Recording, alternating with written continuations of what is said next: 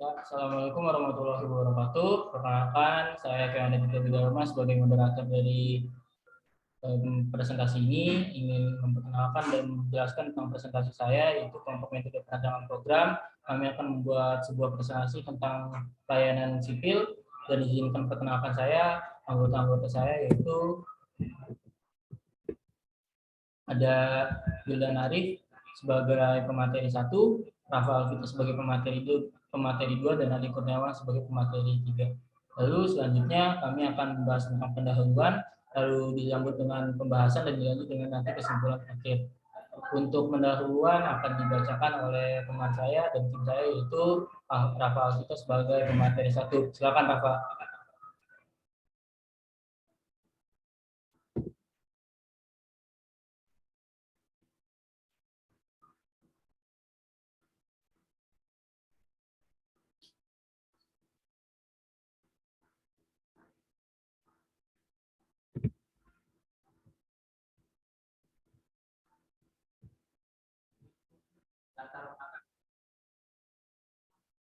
Latar belakang pelayanan publik adalah segala kegiatan dalam rangka pemenuhan kebutuhan dasar sesuai hak dasar setiap warga negara dan penduduk atas suatu barang, jasa dan atau pelayanan administrasi yang disediakan atau pelayanan administrasi yang disediakan oleh penyelenggara pelayanan yang terkait dengan kepentingan publik, sehingga yang sekarang menjadi tugas pemerintah pusat maupun pemerintah daerah adalah bagaimana memberikan pelayanan publik yang mampu memuaskan masyarakat.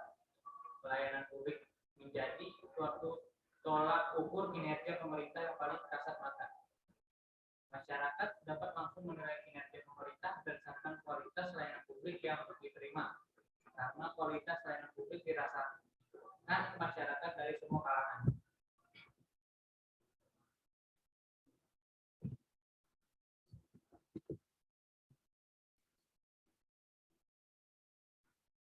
Perumusan masalah. 1. Aplikasi apakah yang akan dibuat dan apa kegunaannya, serta apa saja yang dibutuhkan untuk membuat aplikasi tersebut. 2. Bagaimana bentuk software desain dari aplikasi tersebut. 3. Seperti apakah implementasi kode programnya. 4. Bagaimanakah demo program dari aplikasi tersebut.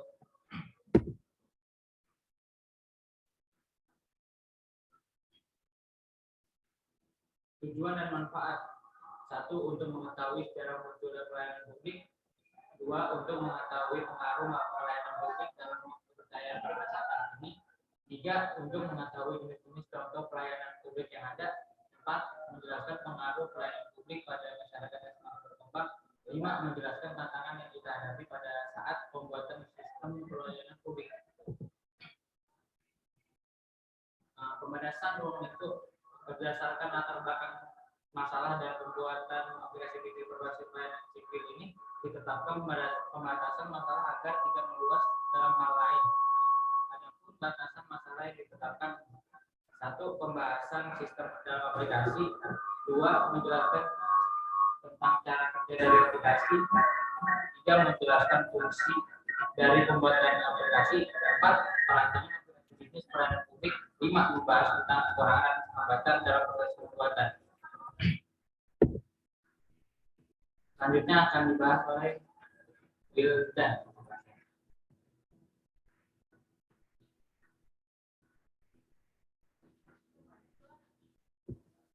Baik, di sini saya akan menjelaskan tentang pembahasan. Kami memakai aplikasi yang bernama Pelayanan Publik.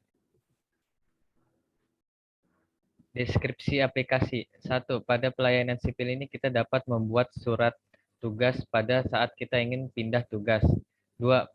Pada pelayanan sipil ini kita dapat mengecek serta membuat KTP baru untuk membuat identitas. 3. Pelayanan sipil ini juga dapat membuat surat untuk warga negara asing yang pindah ke negara ini untuk membuat KTP. 4. Pelayanan ini dapat membuat kartu keluarga baru jika ada keluarga yang baru lahir ataupun meninggal. Lalu di sini ada flowchart.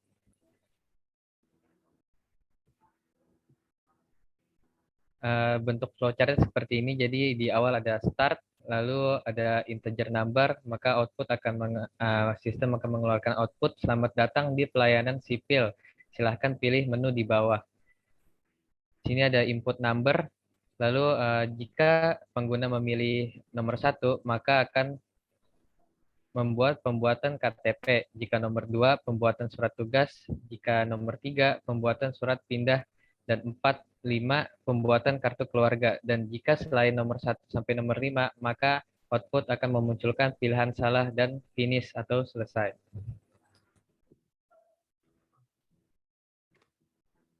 Demo program.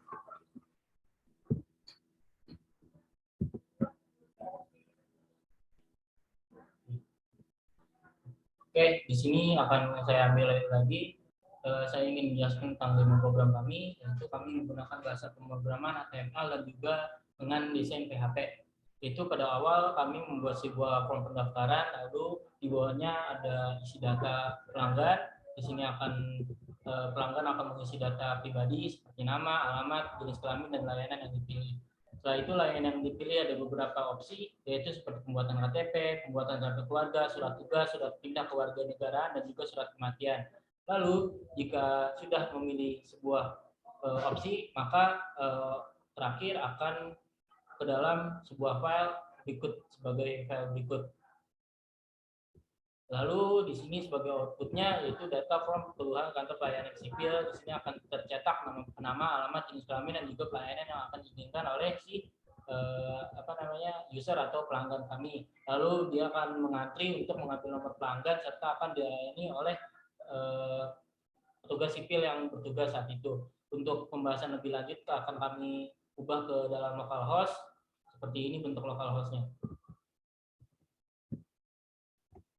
Di sini akan jelas ada form pendaftaran, yaitu user atau pengguna akan mengisi sebuah nama pendaftaran seperti nama, diisi boleh diisi dengan nama sendiri seperti nama, misalkan kita tulis Ade, di bawahnya yaitu tulis alamat masing-masing seperti di Bogor.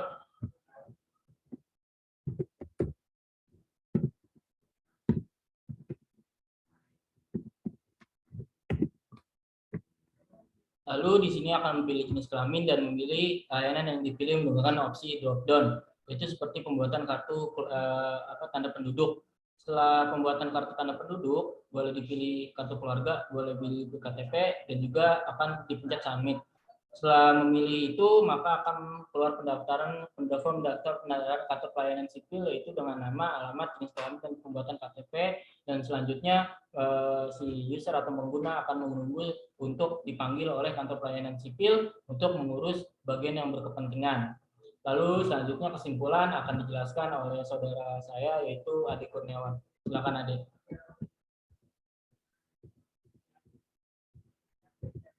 Kesimpulan.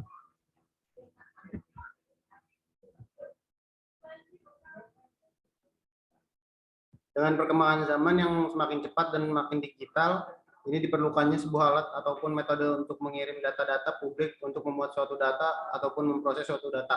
Media elektronik yang digunakan adalah pelayanan web sipil. Pelayanan sipil adalah segala kegiatan dalam rangka pemenuhan kebutuhan dasar sesuai hak dasar setiap warga negara dan penduduk atas suatu barang, jasa, ataupun pelayanan administrasi yang diadakan oleh pelayanan-pelayanan yang terkait dengan kepentingan publik.